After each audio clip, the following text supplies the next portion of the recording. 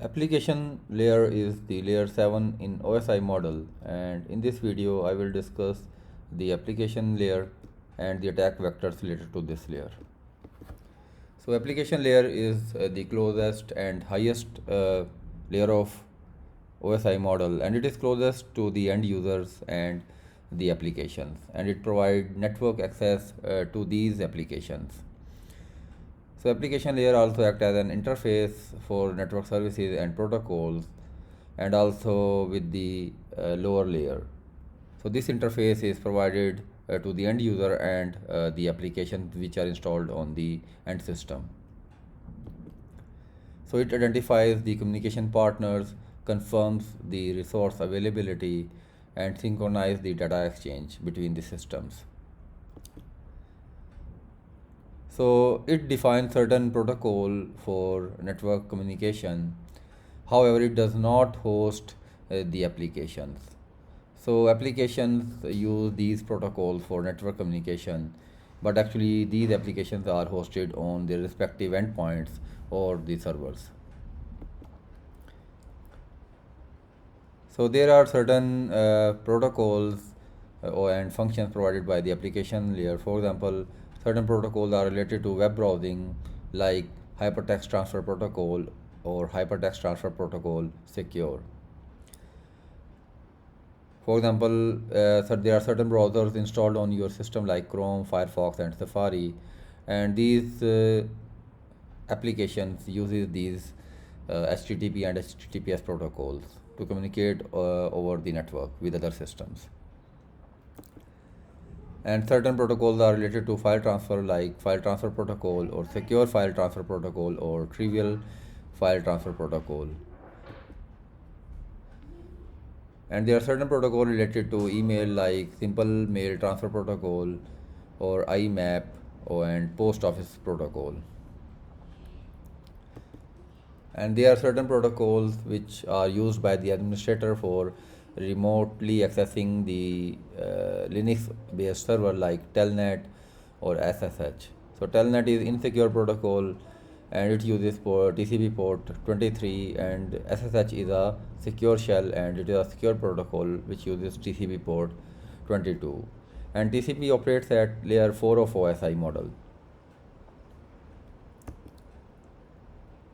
And then there are certain protocols related to network management, for example, simple network management protocol and domain name service or DNS. So application layer is the most targeted layer since it directly interacts with the user input and the external services.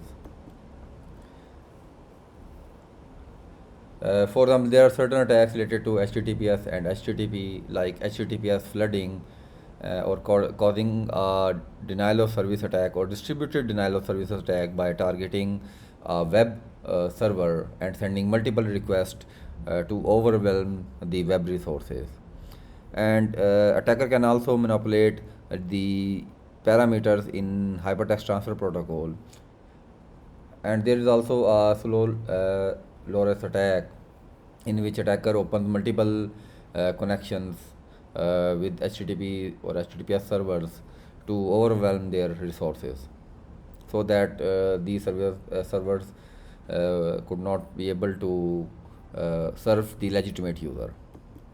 Then there are certain attacks related to file transfer protocol. For example, anonymous file transfer protocol access abuse, in which you use the weak file transfer protocol.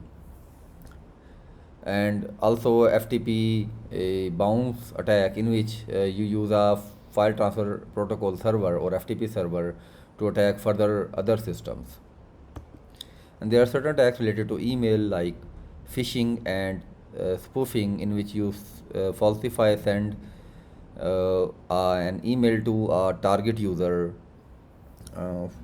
and this email may contain certain links looking legitimate, and once he clicks on those links, his system gets hacked.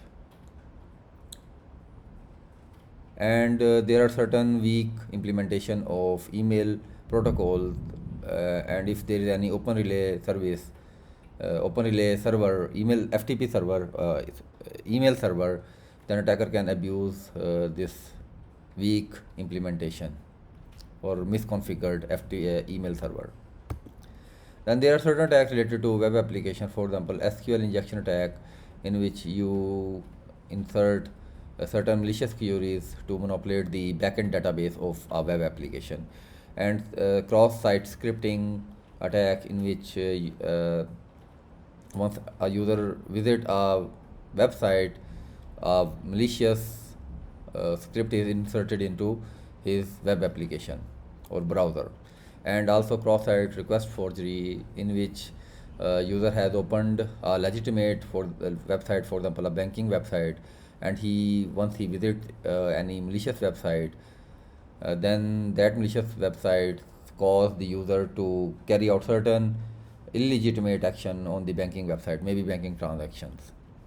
So there are certain attacks related to insecure endpoints or API endpoints, that is application programming interfaces. So application programming interfaces are the services exposed by the web application purposefully.